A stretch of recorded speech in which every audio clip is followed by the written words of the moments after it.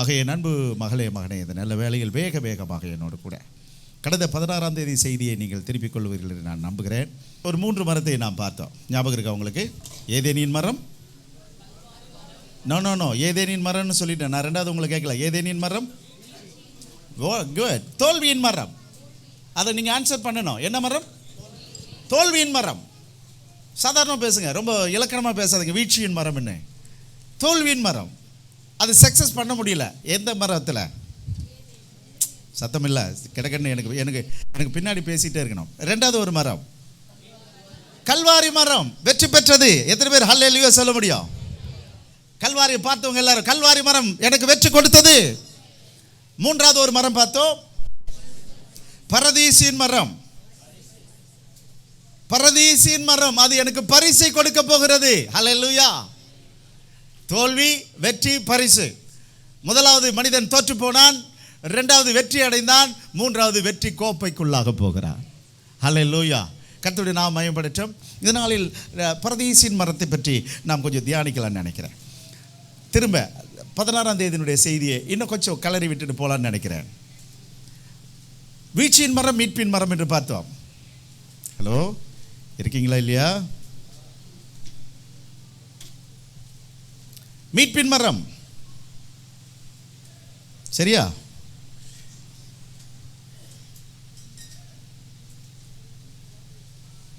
அந்த மீட்பின் மரத்தில் ஒரு 3 மரம் இருக்கு, தெரியுமா உங்களுக்கு?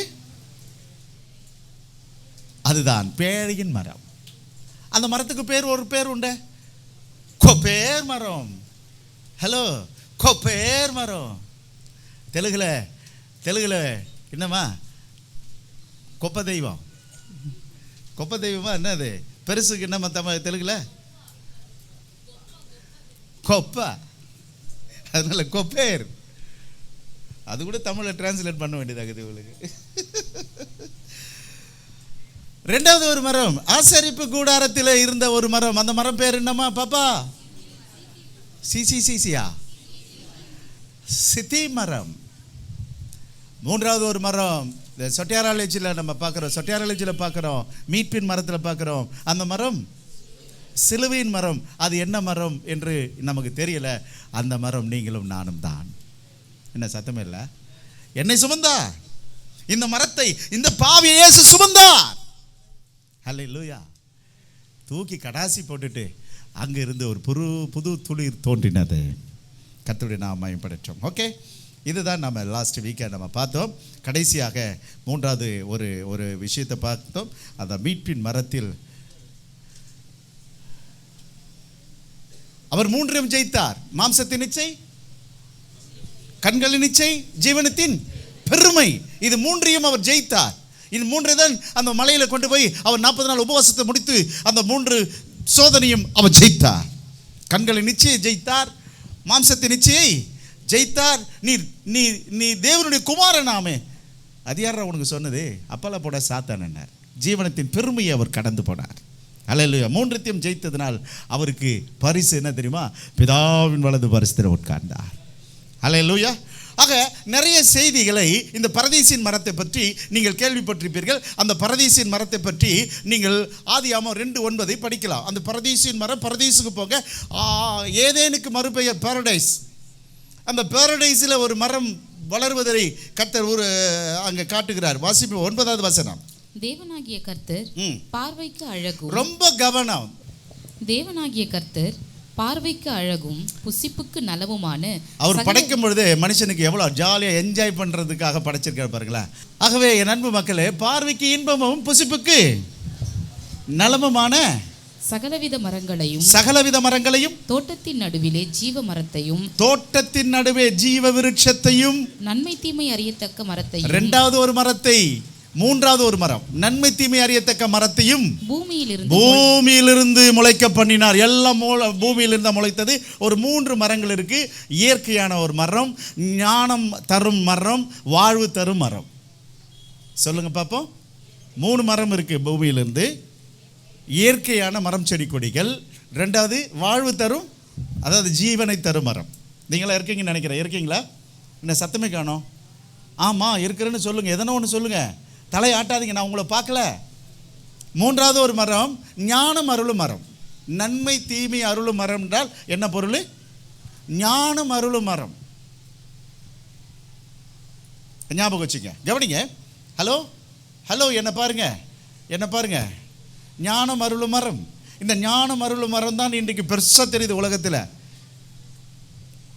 நான் எல்லாருடைய சொற்பொழிவும் கேட்குற ஆள். நான் எந்த சொற்பொழிவு நல்லா இருக்கோ அதை கேட்பேன். அறிவு எங்கே இருக்குதோ அதை எடுத்துப்பேன். அதில் நன்மையும் உண்டு, தீமையும் உண்டு. ஆனால் வாழ்வு தர மரத்தில் தீமை இல்லை, நன்மை மட்டும்தான் உண்டு.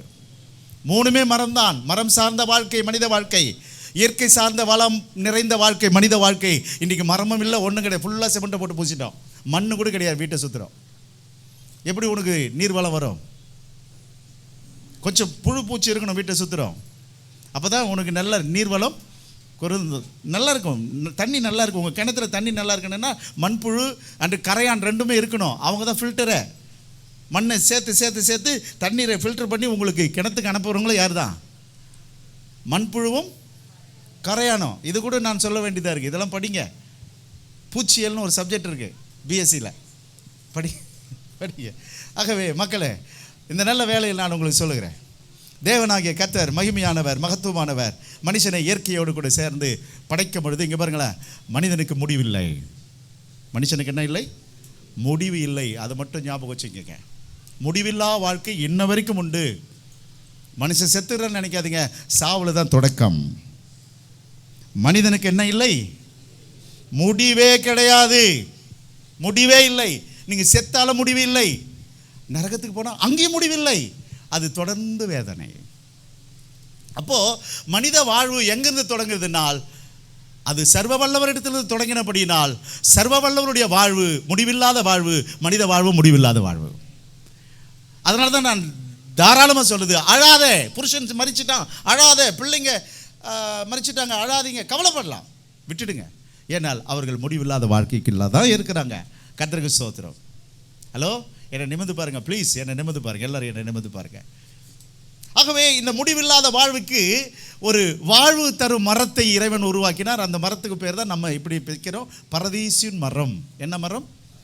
அப்படியானால் சொர்க்கத்தில் இருக்கக்கூடிய மரம். அதுதான் ஜீவ விருட்சம், ஜீவ விருட்சம், ஜீவ விருட்சம் என்று எழுதப்பட்டிருக்கிறது. இந்த ஜீவ விருட்சத்தை பற்றி நம்ம பார்த்தீங்கன்னா இங்கே பாருங்க, ஒரு 3 இடம் முக்கியமான இடம் சொல்லலாமா? சொல்லலாமா? இந்த ஜீவ விருட்சத்துக்கு நம்ம ஒரு டைட்டில் கொடுத்தோம், அது பரிசு இன்னும் ஒரு டைட்டில் கொடுத்தோம். ஞாபகம் இருக்கா? ஜீவ விருட்சம் என்ன என்ன என்னத்தை கொடுக்கும்? பரிசு கொடுக்கும். ஞாபகம் வச்சுக்கோங்க, ஜீவ விருட்சம் பரிசு கொடுக்கக்கூடிய மரம். சிலுவை மரம் நமக்கு வெற்றியை கொடுத்தது, ஏதேனின் மரம் நமக்கு வீழ்ச்சியை கொடுத்தது, அதாவது தோல்வியை கொடுத்தது. மகளே மகனே, நீங்களும் நானும் எங்கிருந்து தான் வரோம்? இங்கே பாருங்க, ஏசு இல்லாத வாழ்க்கை விழுந்து போன வாழ்க்கை. ஏசு இல்லாத வாழ்க்கை அது வேதனையான வாழ்க்கை. ஏசு இல்லாத வாழ்க்கை அது குறைவான வாழ்க்கை. இயேசு வந்த பிறகுதான் அந்த வாழ்க்கை என்ன ஆகும்? நிறைவாக. இந்த நாளிலும் நீங்கள் சபைக்கு வந்திருக்கலாம், இயேசு இல்லாவிட்டால் அதை ஃபில் பண்ணிக்கிங்க. இயேசு பேரில் இருந்தாலும் அவர் வார்த்தையில் இருக்கிறார். வார்த்தை புரிந்தால் இயேசு நிறைவாகும். நான் வார்த்தையை பார்ப்பதற்கு முன்பதாகவே இயேசுவை நான் அறிக்கையிட்ட நம்பிக்கையோடு, ஆகவே வார்த்தை எனக்கு புரிந்தது. இப்போ வார்த்தைக்குள் யாரை நான் பார்க்குறேன்? அவர் நாமத்தை பார்க்கிறேன். இப்போ சபைக்கு வந்து சில வருஷங்கள் கழிச்சு இயேசுன்னு சொன்னால் வேலை செய்யாது, வார்த்தை புரிந்து கொண்டதால் இயேசுவுக்கு வேலை செய்யும். அல்லேலூயா. ஆகவே மகனே மகளே, இந்த நல்ல வேளையில் நான் உங்களுக்கு சொல்லுகிறேன், 2:9 அடிப்படையில் ஒரு 3 காரியத்தை நான் பார்க்கிறேன். நீங்கள் பாருங்க, கவனிங்க. அது நமக்கு பரிசை கொடுக்கும் மரம். இந்த 1 வெளிப்படுத்தின விசேஷம் 2:7 பாருங்களேன். 1 அந்த இடத்துக்கு மெதுவாக போங்க. 2:7 ஆவியானவர் சபைகளுக்கு சொல்கிறதை காதுள்ள. ஆவியானவர் சபைக்கு பேசுவது ஆவியானவர், ஆவியானவர், ஆவியானவர், ஆவியானவர் சொல்லுகிறதை கேட்டேன். அப்பொழுது அது ஜெயம் கொள்கிறவன் எவனோ, வெற்றி கொள்கிறவன் எவனோ, அவனுக்கு தேவனுடைய பரதீசின் மத்தியில் இருக்கிற பரதீசு மத்தியில். அப்படியானால் ஏதேனில் ஆரம்பித்த மரம் இப்பொழுது எங்க போயிடுச்சு? இப்போ மண்ணில பூத்த மரம், மண்ணில துளிர்த்த மரம் இப்ப எங்க போயிடுச்சு? மூன்றாவது வானத்தில் போய் உட்கார்ந்துட்டு இருக்குது. அடே, அங்கே ஒரு கேள்வி உண்டு. அங்கே ஆக்சிஜன் இருக்கா? அங்கே நைட்ரஜன் இருக்கா? அங்கே நியூட்ரிஷன்ஸ் இருக்கா? என்னால் இருக்கே. அங்கே ஒரு மரம் இருக்கான். எங்க? மூன்றாவது வானத்தில். அதை தான் மனுஷன் தேடிட்டு இருக்கிறான். கிட்டத்தட்ட 25,000 ராக்கெட்டுகள் நடுவானத்தில் சுற்றிட்டு இருக்கு. இப்பொழுது 10 லட்சம் ராக்கெட்டுகளை விட வேண்டும் என்று சொல்லி ஜப்பான், ரஷ்யா, அமெரிக்கா போன்ற நாடுகள் இப்பொழுது பிளான் பண்ணிட்டு இருக்காங்க. இப்பொழுது வல்லுநர்கள், ஆராய்ச்சியாளர்கள் பயந்துட்டு இருக்காங்க. அடடே, எப்பா, நட்சத்திரமே தெரியாதுடா, ராக்கெட்டு தானே தெரியும் வானத்தில். ஆகவே ப்ளீஸ் விடாதீங்கடா, ராக்கெட்டு விடாதீங்கன்னு சொல்லி இயற்கை வளம் விரும்பிகள் கேட்டுட்டு இருக்காங்க. ராக்கெட்டை விடாதீங்க. 25,000 ராக்கெட் வெறுமையாக சுற்றிட்டு இருக்கு. எங்க? நடுவானத்தில். இப்போ 10 லட்சம் விடணும்னு சொல்லி பிளான் பண்ணிட்டு இருக்காங்க. ஆகவே நட்சத்திரமே தெரியாதுன்றாங்க வானத்தில். வெறும் என்னதான் தெரிய போகுது? ஆகவே என்ன தேடிட்டு இருக்காங்கன்னா, மனிதன் அடுத்த கட்டத்துக்கு போய் வாழ்வதற்கு இடம் உண்டா? ஆக்சிஜன் இருக்கா? நைட்ரஜன் இருக்கா என்ற இடத்தை மனிதன் தேடுகிறான். அவனுக்கு தெரியாது, பேதைகளாகிய உனக்கும் எனக்கும் தேடாத இடத்தை கர்த்தர் தடும்படி கொண்டு போக போகிறார். கரம் தட்டி சோத்தரிக்க மாட்டேன்றீங்க. அறிவியலை சொல்றேன், உங்களுக்கு அறிவியலை சொல்றேன். அறிவியல் புரியாதவர்கள் இந்த இந்த இந்த கருப்பு புத்தகத்தை வச்சுட்டு இருப்பீங்க. ஊழியர்களாகிய உங்களுக்கு நான் சொல்கிறேன், நேற்று சாயந்தரம் வரல ஊழியக்காரங்க, நான் எப்பெல்லாம் மீட்டிங் வைக்கிறேன் அப்பெல்லாம் வாங்க, நீங்கள் ஆசீர்வாதமாக மாறிடுவீங்க. இந்த மாதிரி மீட்டிங்க்கு நீங்கள் வராத பட்சத்தில் தயவு செய்து எங்களுக்கு கூட்டம் நடத்தாதீங்க ஊழியக்காரங்க. ஏன்னா உனக்கு ஒன்றும் தெரியாது. பெரியார் மாதிரி தான் சொல்ல, வெங்காயங்க நீங்கள்லாம். வெங்காயம் உரிக்க ஒன்றும் இல்லாத வெங்காயங்க நீ என்ன மைக்க பிடிக்கிற? உனக்கு தான் ஒன்றுமே தெரியாத. ஒன்று ஊழியக்காரனை ஃபாலோ பண்ணோம், இல்லை வேதத்தை என்ன ஃபாலோ பண்ணும், எதுவுமே தெரியாது. வெங்காயங்க என்னத்தை பண்ண வந்துட்டு இப்போ நீ எதை சொல்லுவ? எப்படி சொல்லுவ? எதை சொல்லி கொடுப்ப? உனக்கு தான் ஒரு வெங்காயமும் தெரியாத. நான் சொல்லலை, வைக்கம் வீரர் பெரியார் சொன்ன வார்த்தை. அவ்வளோ வேகங்க. அந்த ஆள் இல்லைன்னு சொன்ன. இங்கே பாருங்க, நீங்கள் ஜாக்கெட் போகிறதுக்கு வரி கட்டணும், வரி போட்டிருந்தாங்க. அந்த ஆள் வந்து தான் வரி எண்ணிக்கணும். மேலாடை வரி தெரியுமா? அது வரைக்கும் பெண்கள் மேலாடை அணியக்கூடாது. அணிந்தால் என்னத்தை கட்டு? அப்பதான் சொன்னாரு, வெங்காயங்கடா நீங்களா, உங்களுக்கு ஒன்றும் தெரியாதுறாரு. நண்பர்களே, என் அன்பு மகளே, என் அன்பு மகனே, என் அன்பு மக்களே, நான் உங்களுக்கு சொல்லுகிறேன், ஒரு விஷயத்தை நீங்க புரிஞ்சுக்கிங்க. ஆகவே அந்த பரதீசின் மத்தியில் இருக்கிற ஜீவ விருட்சத்தின் கனியை புசிக்க அங்கதான் நிக்கணுமா? அங்கதான் நிக்கணும். ஏதேனில் உருவாக்கப்பட்டது ஜீவ விருட்சம். இங்க பாருங்க, ஜெயம் கொள்ளுகிறவனுக்கு அதன் கனி. புரிந்தவங்க மட்டும் கையை தட்டுங்க. இங்க அது டிஃபரன்ஸ் ஆகுது, அது வித்தியாசப்படுது. உங்களுக்கு புரியுதுன்னு நினைக்கிறேன். புரியுதா? ஹலோ, நம்ம ஜீவ விருட்சத்தை மட்டும்தான் நாம் பேசிட்டு இருக்கிறோம். ஞானிகளும் ஜீவ விருட்சத்தை மட்டும் தான் பேசிட்டு இருக்காங்க. ஆனா சபைக்கு தான் சொல்றாரு, அந்த மரத்தின் கனியை நான் தரேன். மரமே வாழ்வு கொடுக்குமானால் கனி எப்படி இருக்கும்? அதுக்கு பேரு வாழ்வு தர மரம். ஆனால் வாழ்வு தர மரத்தில் என்ன இருக்கு? கனி. எத்தனை பேர் அந்த கனியை பார்த்துருக்கீங்க? சத்தமே இல்லையே. எத்தனை பேர் பார்த்துருக்கீங்க? இப்போ அந்த கனியை இங்க பாருங்க ஆராயிறாங்க. இதை பத்தி சாலமோன் என்ன சொல்றாருன்னு பார்த்துடலாமா? சாலமோன் இந்த பரதீசின் மரத்தை பற்றி என்ன சொல்லுகிறார்? நம்பர் 1, 3:18 நீதிமொழிகள். 3:18 நீதிமொழிகள் என்ன சொல்லுது பாருங்க, சத்தமா படிக்கலாம். அது தன்னை அடைந்தவர்களுக்கு ஜீவ விருட்சம். அது தன்னை அடைந்தவர்களுக்கு. என்ன அடைந்தவர்களுக்கு? ஒன்றும் புரியலையே. 13வது வசனம்.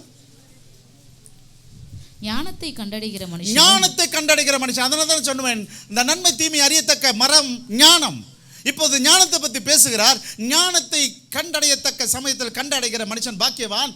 அவன் நீர்க்கால்கள் ஓரமாக நடப்பட்டு தன் காலத்தை தன் கனியை தந்து இலையுதராக இருக்கிற மரத்தை போல இருப்பான். இவர் சொல்றாரு, சாலமோன் என்ன சொல்ல வர்றாருன்னு சொன்னா, இங்க பாருங்களேன், ஞானம் அடைந்தவன் ஜீவ விருட்சம்னு சொல்றாரு. அதுதான். இப்ப 17வது வசனம் படிங்க. அதன் வழிகள் இனிதான வழிகள். ஞானத்தின் வழிகள் இனிது, அதன் பாதைகள் எல்லாம் சமாதானம். ஞானத்தின் பாதைகள் சமாதானம். அது தன்னை அடைந்தவர்களுக்கு ஜீவ விருட்சம். ஞானம் அடைந்தவன் எப்படி ஜீவ விருட்சம் போல இருப்பான். என்னடா, எல்லாருக்கும் வாழ்வு தருவான் அவன். இவர் ஞானத்தை எதுக்கு ஒப்பிட்டு பேசுறாரு? ஜீவ விருட்சத்துக்கு ஒப்பிட்டு பேசுறாரு. அதாவது ஒருவன் பாருங்க, ஒரு நல்ல வாதியார். ஹலோ, நல்ல வாதியார். எனக்கெல்லாம் +2ல், என்னை பொறுத்தவரையும் +1 +2ல் நல்ல டீச்சர். எனக்கு 2 டீச்சர், இங்கிலீஷ் அண்டு பாட்னி. அவங்க 2 பேர் கிடைச்சதுனால தான் கொஞ்சம் பேசுகிறேன். அவ்வளோ ஃப்ளோ இருக்கும் அவங்க 2 பேர்கிட்டையும். அழகான ஃப்ளோ. இங்கிலீஷ் கிட்ட கிராமட்டிக்கல் அவ்வளோ இருக்கும். பாட்னியில் ஆராய்ச்சி அப்படி இருக்கும். 2 பேர் ஜுவாலஜியில் நிறைய எதிர்பார்த்தேன். அந்த அம்மா வந்து பாடம் எடுப்பாங்க. மொத்தமே 13 ஸ்டூடெண்ட் தான் நாங்கள். அதில் 4 பெண் பிள்ளைங்க, 8 பேர் ஜென்ஸு. ஒரே அமக்கலமாக இருக்கும். ஒன்றுமே புரியாதுங்க. அது மாதிரி சில போதகர்கள் பிரசங்கம் பண்ணுறது ஒன்றும் புரியலை, தூக்கம் தான் வருது. அந்த மாதிரி நானும் இருந்தால் நிறுத்துங்க பாஸ்டர்னு சொல்லிடுங்க. ஞானம் இங்கே பாருங்க, நல்ல ஆசிரியரும் நல்ல தகப்பனும் ஒரு பிள்ளைக்கு கிடைத்தால் நீங்கள் பெரிய ஆளு. ஹல்லேலூயா. இங்கே பாருங்க, ஆசிரியர்கள் உங்களுக்கு அறிவையும் ஞானத்தையும் கற்றுக் கொடுப்பார்கள். பெற்றோர்கள் உங்களுக்கு நல்ல வாழ்க்கையை கற்றுத் தருவார்கள். ஆசிரியர்கள் வாழ்க்கையை சொல்லித் தர மாட்டாங்க, அறிவையும் ஞானத்தை சொல்லிக் கொடுப்பாங்க. பெற்றோர்கள், இந்த 2 பேர் உங்களுக்கு கிடைத்தால் நீங்கள் பாக்கியசாலிகள். சத்தமே இல்லை. பெற்றோர்கள் சொல்லலாமா? ஆமாம், நான் நல்ல வாழ்க்கையை சொல்லி தருகிறேன். ஹல்லேலூயா. பெற்றோர்கள் நல்ல வாழ்க்கை சொல்லிக் கொடுங்க. ஆசிரியர்கள், இங்கே ப்ரொஃபஸர்ஸ் இருக்கீங்க, லெக்சரர்ஸ் இருக்கீங்க, டீச்சர்ஸ் இருக்கீங்க, தயவு செய்து உங்கள் பிள்ளைகளுக்கு வாழ்க்கை சொல்லிக் கொடுக்க முடியாது, உங்களுக்கு ஞானம் அறிவு தான் சொல்லிக் கொடுக்க முடியும். 2 பேரும் 2 துருவங்களாய் ஒரு பிள்ளைக்கு கிடைத்து விட்டால் அவர்கள் பாக்கியவான்கள். Price God. சாலமன் சொல்லுகிறார், ஞானத்தை அடைந்தவன் ஜீவ விருட்சம். செகண்ட் ஒன்று சொல்லுகிறார் 11:30, நீதிமானுடைய பலன் ஜீவ விருட்சம். நீதிமானுடைய பலன் வாழ்வுங்க. ஸ்தோத்திரம். நல்லவனா நீ நல்லா இருப்ப இந்த உலகத்தில். Praise God. ஜீவ விருட்சத்துக்கு ஒப்பிடுறாரு பாருங்களா, நல்ல வாழ்க்கை தம்பி, நல்ல வாழ்க்கை. ஸ்தோத்திரம். Price God. ஹலோ, இங்கே பாருங்க, நான் உங்களுக்கு 2 இடத்துல இருக்கணும்னு நினைக்கிறேன். ஒரு நல்ல தகப்பனாக, நல்ல ஆசிரியனாக இருக்குன்னு நினைக்கிறேன். நல்ல அறிவும் ஞானத்தையும் நல்ல வாழ்க்கையும் சொல்லிக் கொடுக்குறேன்னு நினைக்கிறேன். இப்போ தான் புழு கதையெல்லாம் பேசினேன், அதுதான் வாழ்க்கை. Praise God. இவர் சொல்கிறார் பாருங்களேன், 2வது ஜீவ விருட்சம் நீதிமானுக்கு பலன் வாழ்வு. என்ன வாழ்வு? முடிவில்லா வாழ்வு. அது ஆசீர்வாதமான வாழ்வு. அங்கே நிற்க நான் விரும்பலை, புரிந்தால் கர்த்தரை ஸ்தோத்திரம் பண்ணுங்க. 13:12, நெடுங்காலமாய் காத்திருத்தல். நெடுங்காலமாய் காத்திருப்பது இருதயத்தை இளைக்க பண்ணும். விரும்பினது வரும்பொழுதோ ஜீவ விருட்சம் போல். அடைஞ்சிட்டேன் அட்ரா கூத்தட்ரா பலபலு. இப்போ புதுசாக ஆரம்பிச்சுக்கிறான். நேற்று நம்ம பேரன் நேற்று வந்து இப்படி ஆடுறான், பலபலுன்றான். பஞ்சாப் ட்ரெஸ் டான்ஸ் எங்கே கற்றுக்கிட்டான்னு தெரியல. அவனுக்கு குஷியில் என்ன ஆடுறானுங்க பார்த்தியா? பலபலு. அது ஜீவ விருட்சம். அடைஞ்சிட்டேன், நான் நினைச்சது, நான் விரும்பினது. Price God. விரும்பினது வருகிறது. 15:4, ஆரோக்கியமுள்ள நாவு ஜீவ விருட்சம். gentle tongue is a tree of life. என்ன டங்கு? என்ன நாக்கு? நான் ரொம்ப ட்ரை பண்ணுறேன் தம்பிமார்களே, ஹலோ இளைஞர்களே, என் அன்பு வாலிபர்களே, இந்த நாக்கு எனக்கு வரணும்னு சொல்லி. எனக்கு நிறைய நாக்கு இருக்குது, நான் நிறைய நாக்கை பற்றி பேசுகிறவன்.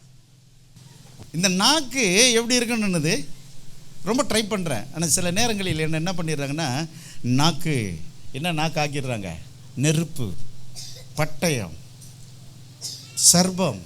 இவ்வளோ நாக்கு இருக்குது.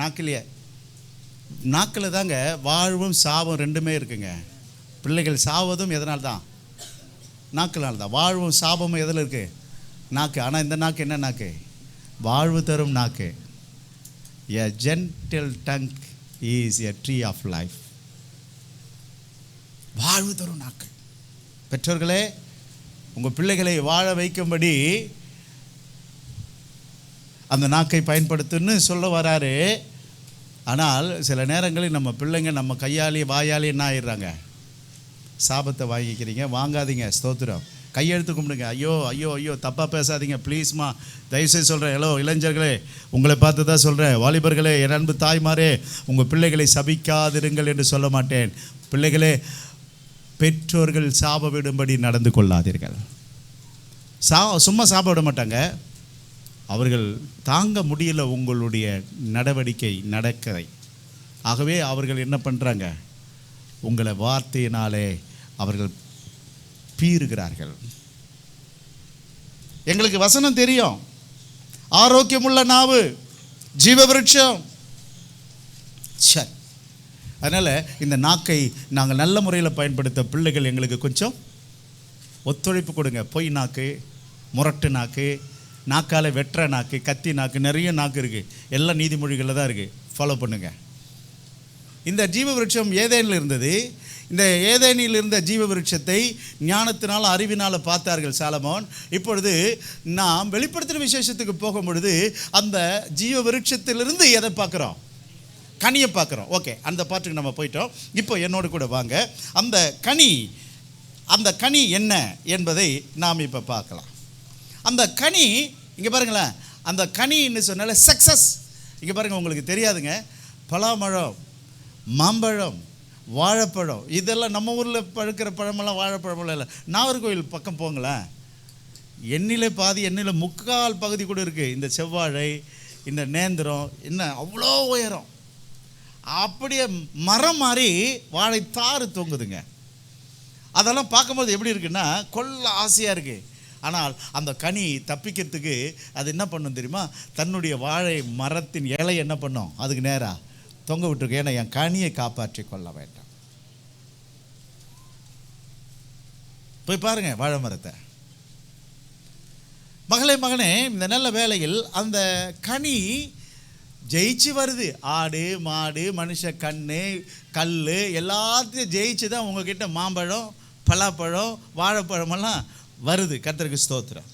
அதுபோல் இந்த உலகத்தில் அந்த ஜீவ விருட்சத்தின் கனி, கவனிங்க, இப்போ தான் சப்ஜெக்டுக்கு உள்ளே போகிறோம். அந்த ஜீவ விருட்சத்தின் கனி, ஜீவ விருட்சம் மரமாக இருந்த அந்த மரம், ஆனால் அந்த கனியை சாப்பிடுகிறவனுக்குத்தான் வாழ்வு. உங்களுக்கு புரியுதுன்னு நினைக்கிறேன். வாசிங்க ஆதியாமம் வாசிக்கிறீங்களா? 2ஆம் அதிகாரம், என்னோட கூட 2ஆம் அதிகாரம். அப்படி அந்த பழத்தை பற்றி அப்படி சொல்லிட்டு வரும்போது 17வது வசனம். ஆனாலும் நன்மை தீமை அறியத்தக்க விருட்சத்தின் கனியை புசிக்க வேண்டாம். கவனிங்க, நன்மை தீமை நம்ம 2:9 என்ன படித்தோம்? மரம் முளைச்சுதான்னு கேட்டேன். மரம் முளைச்சி மரமாயிடுச்சு. இப்போ 17வது வசனத்தில் மரத்திலேருந்து என்ன வருது? கனி வருது. விளக்கப்பட்ட கனி மனிதன் புசித்தான். புசிக்கும் நாளிலே நீ சாகவே சாவா. இங்கே பாருங்க, மரத்தில் ஒன்றும் பிரச்சனை இல்லை, பழத்தை சாப்பிடு. ஹலோ, இன்னைக்கு பிசாசை பற்றி கவலை இல்லை, பிசாசினுடைய கிரியைகள் தான் பயங்கரமானது. அதுதான் வார்த்தை, பிசாசின் கனி, குடி, விபச்சாரம், வேசித்தனம், காதல், இதெல்லாமே பிசாசினுடைய கனி. கர்த்தருக்கு ஸ்தோத்திரம். Price God. கவனிச்சுக்கிங்க, அந்த கனியை புசிக்காதபடிக்கு என்று கட்டளிட்டார். சாகவே சாவாய். என்னோடு கூட 3ஆம் அதிகாரம் 22வது வசனம். பின்பு தேவனாகிய கர்த்தர், இதோ மனுஷன் நன்மை தீமை அறியத்தக்கவனாய் நம்மில் ஒருவரை போல் ஆனான். இப்பொழுதும் அவன் தன் கையை நீட்டி ஜீவ விருட்சத்தின் கனியையும் பறித்து ஜீவ விருட்சம் ஞானி கண்டது ஜீவ விருட்சம். ஏதேனில் ஆதாம் கூட அந்த பழத்தை பார்த்தான், ஆனால் அதை க்ளோஸ் பண்ணிட்டார். கவனிக்கிறீங்கன்னு நினைக்கிறேன். உங்களுக்கு புரியுதுங்களா? ஜீவ விருட்சத்தை முளைக்க பண்ணினார். இப்பொழுது அது வளர்ந்து மரமாயிடுச்சு. அப்பொழுது மனுஷன் தவறிட்டான். விளக்கப்பட்ட கனியை சாப்பிட்டதுனால சாப்பிட வேண்டிய கனியை விளக்கினார். முடிஞ்சு போச்சு. தோத்திரம். விளக்கப்பட்ட கனியை அவன் சாப்பிட்டதுனால சாப்பிட வேண்டிய கனியை விளக்கினார். இங்கே பாருங்க, அதுதான் இங்கே இருக்குது பாருங்க. என்ன இருக்கு பாருங்க? அவன் கையை நீட்டி ஜீவ விருட்சத்தின் கனியை பறித்து புசித்து என்றென்றைக்கும் உயிரோடு இராதபடிக்கு செய்ய வேண்டாம். அதை சாப்பிட்டா வாழ்ந்துருவான். ஆகவே அந்த பழம் அவனுக்கு வேண்டாம், அந்த பழத்தை சாப்பிடக்கூடாது என்று சொல்லி அன்றைக்கு தடை பண்ணினார். அது என்ன பழம்? அது எப்படிப்பட்ட பழம்? ஏன் அதை விளக்கினார்? அதை நாடி அதை தேடிதான் மனிதன் ஓடினான். அவனுக்கு கிடைத்ததெல்லாம் ஜீவ விருட்சம் மட்டும்தான் கிடைச்சது, ஆனால் கனி கிடைக்கல. ஆனால் தேடாத நீங்களும் நானும் அந்த கனியை அனுபவிக்கிறோம். அந்த கனிக்கு பெயர் தான் இதோ சொல்கிறேன். வாசிப்போம் என்னோடு கூட கொலோசியர் 2ஆம் அதிகாரம் 10வது வசனம். மேலும் சகல துரைத்தனங்களுக்கும் அதிகாரத்திற்கும் தலைவராயிருக்கிற அவருக்குள். தலைவருங்க, நம்முடைய ஆண்டவர் தளபதி, தலைவர். ஹலோ, கொஞ்சம் திறந்துக்குங்க. நம்முடைய தலைவர் யாருங்க? இயேசு. துரைத்தனங்களுக்கும் அதிகாரத்திற்கும் தலைவராயிருக்கிற. ஹலோ, எல்லா துறைகளுக்கும் தலைவர் யாரு? எல்லா அதிகாரத்துக்கு தலைவர் யாரு? அதனால தான் நான் சொல்லுவேன், தைரியமா அறிக்கையிடுங்க, தலைவர் பார்த்துக் கொள்வார். தலைவர் சகல துரைத்தனங்களையும் ஆளக்கூடியவர். தொடர்ந்து, அவருக்குள் நீங்கள் பரிபூரணம் உள்ளவர்களாய் இருக்கிறீர்கள்.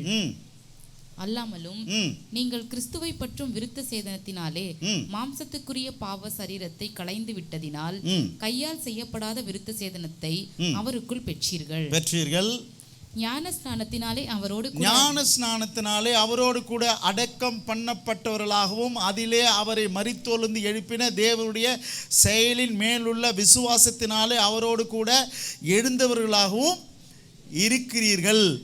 உங்கள் பாவங்களிலேயும் உங்கள் மாம்ச விருத்த சேதனம் இல்லாமையினாலேயும் மரித்தவர்களாயிருந்த உங்களை அவரோடு கூட உயிர்ப்பித்து அக்கிரமங்கள் எல்லாவற்றையும் உங்களுக்கு மன்னித்து தமக்கு எதிரடியாகவும் கட்டளைகளால் நமக்கு விரோதமாகவும் இருந்த கையெழுத்தை குலைத்து அதை நடுவிலராதபடி எடுத்து சிலுவையின் மேல் ஆணி அடித்து துரைத்தனங்களையும் அதிகாரங்களையும் உரித்து கொண்டு வெளியரங்கமான கோலமாகி அவைகளின் மேல் சிலுவையில் வெற்றி சிறந்தார்.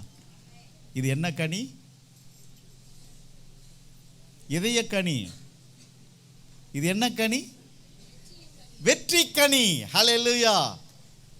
எம்ஜிஆருக்கு ஒரு படம் எழுதி கொடுத்தாங்க, இதய கனி. இது என்ன கனி? வெற்றி கனி. அவர் சகல துரைத்தனங்களையும் சகல சட்டத்திட்டங்களையும் சகலத்தையும் அவர் நிர்மூலமாக்கி அவர் சிலுவையிலே வெற்றி சிறந்தார். ஹல்லேலூயா. சகல நியாயப்பிரமாணம், சகல காரியத்தையும், சகல சடங்காச்சாரங்களையும் அவர் வெற்றி சிறந்தார். என்ன சத்தமே இல்லை? கிறிஸ்தவர்களே, உனக்கு ஏதுடா வாஸ்து? கிறிஸ்தவர்களே, உனக்கு ஏதுடா 16வது நாள் கர்மாந்திரம்? கிறிஸ்தவர்கள் உனக்கு எதிரா செவ்வாய்க்கிழமை, வெள்ளிக்கிழமை, சனிக்கிழமை என்கிற சாத்தானினால்? கிறிஸ்தவன் உனக்கு எதிரா ஆடி மாதம், மார்கழி மாதம்? எல்லாத்தையும் அவர் வெற்றி சிறந்தார். எவ்வளோ சொன்னாலும் உங்களுக்கு புரியாது. ஆடி மாதத்தில் குழந்தை பெற்றுக்க கூடாது, சித்திரை மாதத்தில் குழந்தை பெற்றுக்கூடாதுன்னு சொல்கிறதுக்கு நீ யார்? உனக்கு தெரியுமா அதை பற்றி? அதனுடைய சடங்காச்சாரம் தெரியுமா? அதனுடைய பிரித்தல் தெரியுமா? அதனுடைய சேர்த்தல் தெரியுமா? உனக்கு என்ன தெரியும்? கர்த்தரை மட்டும் ஸ்தோத்திரம் பண்ணு. அவர் வெற்றி சிறந்தார். சகல துரைத்தனங்களையும் சகல அதிகாரங்களையும் அவர் வெற்றி சிறந்தார். ஆகவே ஜீவ விருட்சம் அல்ல, ஜீவ விருட்சத்தின் கனியை பார்த்தேன். அந்த கனிக்கு பெயர் இயேசு. கையை தட்ட மாட்டேன்றீங்களா? இந்த கனியை பற்றி தான் சங்கீதம் 68:18 இந்த கனியை பற்றி இங்க பாருங்க. இந்த கனியை பற்றி சங்கீதம் 68:18 தேவரீர் உன்னதத்திற்கு ஏறி சிறைப்பட்டவர்களை சிறையாக்கி கொண்டு போய் தேவனாகிய கர்த்தர் மனுஷருக்குள் வாசம் பண்ணும் பொருட்டு துரோகிகளாகிய மனுஷன் யாரு? துரோகி. கட்டின மனைவிக்கு துரோகி, கட்டின புருஷனுக்கு துரோகி, பெத்த தாய் தகப்பனுக்கு துரோகி, பெத்த பிள்ளைக்கு துரோகி. ஆக மொத்தம் மனுஷன் யாரு தான்? தயவு செய்து அந்த ஸ்பிரிட் இருக்கு. இதுதான் பிசாசுனுடைய கனி. பெத்து 20 வயசு வரைக்கும் உன்னை காப்பாத்தினா இவ பாய் சொல்றா, நான் விரும்பின கூட போறேன். துரோகி. 20 வயசு 25 வயசு வரை வளர்த்து ஒருத்தர் கூட போன பிறகு இவங்க என்ன பண்ணாங்க தெரியுமா? சனியனை போ, இவங்க துரோகி. நிச்சயமா பெத்தவங்க பிள்ளைகளுக்கு துரோகம் பண்ணவே மாட்டாங்க. மனுஷனுக்குள்ள ஒரு ஸ்பிரிட் இருக்கு. அதுதான் நன்மை தீமை அறியத்தக்க கனி, துரோகம். அதுல ஒரு கனி. அது ஞானமா பேசும், அறிவா பேசும். மாமியாரே, மாமனாரே, மருமகளே, மருமகனே, 4 பேருக்கும் சொல்றேன், எந்த வகையிலையும் யாருக்கும் துரோகம் பண்ண மாட்டாங்க. கொஞ்சம் பொறுமையா இருங்க. மிஸ் அண்டர்ஸ்டாண்டிங் வரக்கூடாது. குடும்பத்தில் வந்துடுச்சுன்னா துரோகம் தான் நடக்கும். ஒருத்தர் மாற்றி என்ன பண்ணிப்போம்?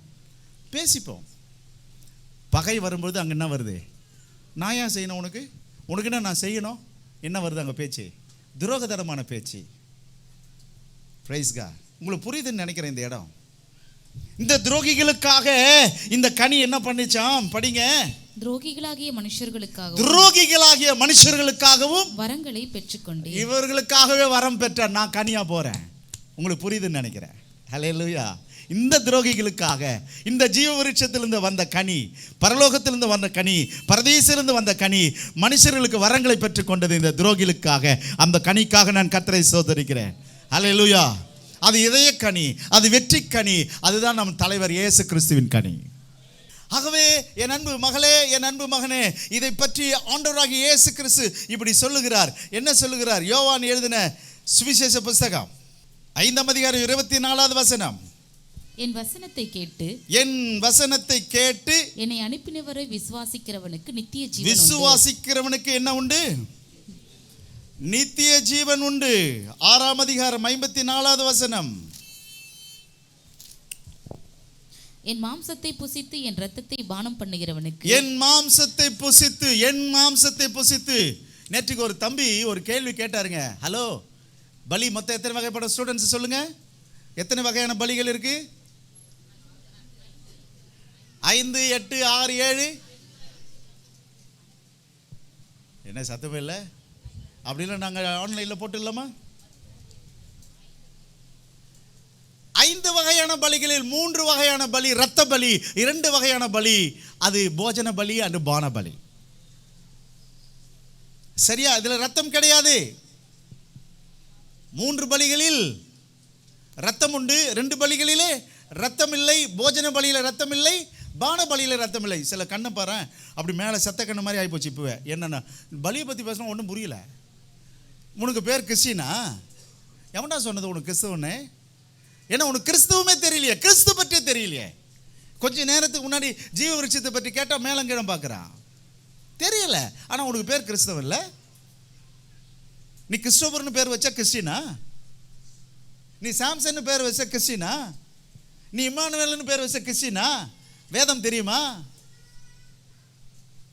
நாங்கெல்லாம் வேதத்தை 5 வயசுக்குள்ள படிக்கணும்.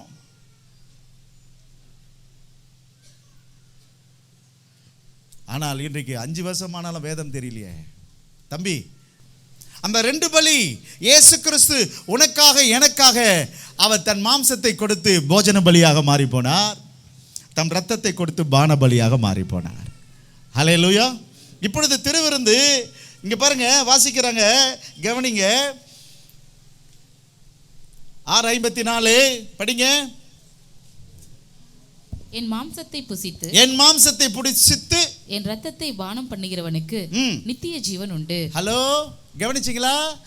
ஆதாம் அந்த கனியை பறித்து புசித்து என்றென்றைக்கும் உயிரோடு இராதபடிக்கு தடை செய்யப்பட்ட அந்த கனிதான் உனக்காக எனக்காக இந்த உலகத்தில் இயேசுவாக வந்து நித்திய ஜீவனை கொடுத்தது. ஹல்லேலூயா. சாப்பிடு என்று சொல்லி போஜன பலியாக பான பலியாக வந்தது. விளக்கப்பட்ட கனியை சாப்பிட்டதனால் சாப்பிட வேண்டிய கனி விளக்கப்பட்டது. ஆகவே சாப்பிட வேண்டியவராக இன்றைக்கு திருவிருந்தாக இயேசு மாறி போனார். ஹல்லேலூயா. நீ சாப்பிடு, இலவசம். ஆனால் இதுதான் புரியல மனுஷனுக்கு. அப்ப ஞானஸ்நானம் எடுத்தவங்களா யோக்கியமாக்குறாங்க. துரோகி. நீ யோக்கியன்னு கேட்காத, அவன்லாம் துரோகி. அவனுக்கு சத்தியமே புரியலையே. காதல் பண்றவன் எடுக்கிறான், டம் அடிக்கிறவன் எடுக்கிறான், சினிமா பாடுறவன் எடுக்கிறான், சினிமாக்காரனுக்கு கூத்தாடி எடுக்கிறான், எல்லாம் தான் எடுக்கிறான். எடுத்துக்கிட்டு போ. ஏன்னா நீ சாப்பிட்றது இந்த திருவிருந்து என்ன தெரியுமா? Eternal life. இங்கிலீஷில், தமிழில் அப்படி கூட சொல்லக்கூடாது. மரணம் இல்லாத வாழ்வு, முடிவில்லா வாழ்வு. எது கொடுக்குதுண்ணே? இதுதான் வேணான்னு போறீங்கண்ணே. இது வேணாம், சாவு இல்லாத வரம் எனக்கு வேண்டாம், இந்த வாழ்க்கை எனக்கு வேண்டாம், நான் செத்து போகிறேன். புரியல, கான்செப்ட் புரியல. இயேசு யாருன்னு தெரியல. நீங்க மதமாவே இன்னும் பார்க்கிற. அவர் வாழ்வு, life. I am the life, I am the life, I am the life. ஆகவே அந்த கனி, ஏதேனில் இருந்த அந்த கனி சாப்பிட்டால் அவனுக்கு வாழ்வு வந்துரும்னு சொல்லி விளக்கப்பட்ட கனியாகிய இயேசு கிறிஸ்து உனக்கும் எனக்கும் திருவிருந்தாக இன்றைக்கு மாறி போனார். அப்ப திருவிருந்தில் கை வைக்கிறவனுக்கு என்ன உண்டு? ஏன் நித்திய ஜீவன் சொல்லுங்களேன். சிரிக்க மாட்டேன்றீங்க. என்ன கூட இருக்கிறவங்க தான் சிரிக்கிறாங்க. ஜீவ விருட்சம் நீர், நாங்கள் கனிகளாக இருந்துட்டு போகிறோம். சத்தமே இல்லையா? நீங்க எத்தனை பேர் கனிகள்? ஸ்டுட்டா ஸ்டாண்டா? அண்டர்ஸ்டாண்டா அண்டர்ஸ்டுட்டா? நாம் கனிகள். தம்பி, கடைசியில் இருக்கிற நண்பா, நீ நித்திய ஜீவனை பெறும்படிக்கு ஆண்டவராகிய இயேசு கிறிஸ்து வரம் பெற்றுக்கொண்டார். நான் இங்க நிக்கிறேன். அவர் பெற்ற வரம், அவர் பெற்று கொடுக்கிற வரம். இங்க பாருங்களேன், இங்க நாம் என்டர் ஆயிட்டோம். எதுக்குள்ள என்டர் ஆயிருக்கீங்க?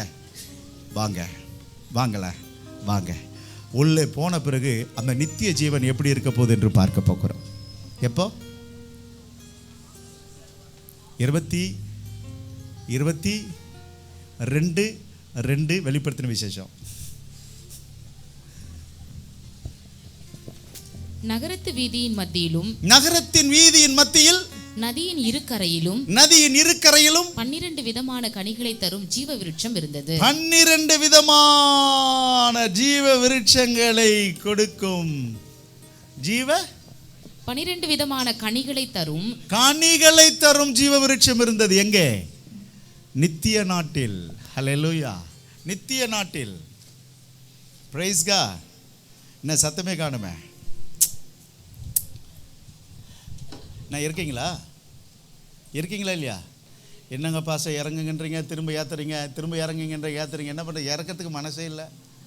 நான் சொல்கிறது போட்டு கொஞ்சம் கரைக்கு கொண்டு வர மாதிரி திரும்ப எங்கே கொண்டு போயிடுறீங்க? நடுக்கடலுக்கு கொண்டு போயிடுறீங்க. இன்னும் கொஞ்சம் மூவ் பண்ணி போகலான்னு நினைக்கிறேன். அந்த மரம் எப்படி? எசேக்கியேல் 47:12 வசனம் படிங்க. நதி ஓரமாய் அதன் இக்கரையிலும் அக்கரையிலும் புசிப்புக்கான சகலவித விருட்சங்களும் வளரும். அவைகளின் இலைகள் உதிர்வதும் இல்லை, அவைகளின் கனிகள் கெடுவதும் இல்லை. அவைகளுக்கு பாயும் தண்ணீர் பரிசுத்த ஸ்தலத்திலிருந்து பாய்கிறபடியினால். அந்த தண்ணீர் தெரியுமா உங்களுக்கு? ஹலோ, இந்த ஜீவ விருட்சத்துக்கு தண்ணி எங்கிருந்து வந்து தெரியுமா? 4 நதிகள் தெரியுமா? அந்த நதி இப்போ என்ன நதியா தெரியுமா? இயேசு கிறிஸ்து கோயிலில் நின்று பிரசங்கம் பண்ணார் தெரியுமா? அந்த நதி ஐயா யோவான் எடுங்க, படிங்க. 7ஆம் அதிகாரம் 37வது வசனம் வாசிங்க. பண்டிகையின் கடைசி நாளாகிய பிரதான நாளிலே இயேசு நின்று சத்தமிட்டு ஒருவன் தாகமாயிருந்தால் என்னிடத்தில் அப்படி படிக்க கூடாதுமா. ஓய், தாகமா இருக்கிறவர்களே, நீங்கள் எல்லாரும் என்கிட்ட வாங்க. செத்துரு போறியா புஷ்பா? செத்துரு போறேன். தாகமா இருக்கிறவர்களே, வாழ்வை பற்றி கவலை இல்லாமல் இருக்கிறவர்களே, கவலையோடு இருக்கிறவர்களே, நீங்கள் எல்லாரும் என்னிடத்தில் வாருங்கள், நான் உங்களுக்கு படிங்கம்மா. பானம் பண்ண கடவன். வேத வாக்கியம் சொல்லுகிறபடி என்னிடத்தில் விசுவாசமா இருக்கிறவன் எவனோ அவன் உள்ளத்திலிருந்து ஜீவ தண்ணீர் உள்ள நதிகள் ஓடும் என்றார். ஜீவ தண்ணீர் நதிகள் ஓடும். இப்ப ஜீவ விருட்சத்துக்கு நதிகள் வேண்டும். ஏதேனில் ஓடின நதி, இப்போது எசேக்கியேல காட்டின நதி, இப்பொழுது அந்த நதியாக இயேசு கிறிஸ்து மாறி போனார். உனக்கும் எனக்கும் நித்திய ஜீவனை கொடுக்கும்படி. இங்க பாருங்களேன், அவர் திருப்தியானவராக இருக்கிறார். எத்தனை பேருக்கு அந்த திருப்தி இருக்கு? ஹலோ, திரும்ப கரைக்கு வந்துடுவோம். 22ஆம் அதிகாரத்துக்கு வாங்க. வெளிப்படுத்துற விசேஷம் 2வது வசனம்.